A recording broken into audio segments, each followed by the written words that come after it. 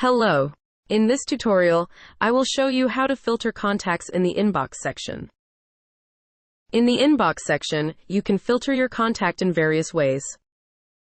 Right here we have 3 folders. The human folder holds conversations that are handled by humans. These are contacts on live chat. The second one is the bot folder. This holds conversations handled by the bot.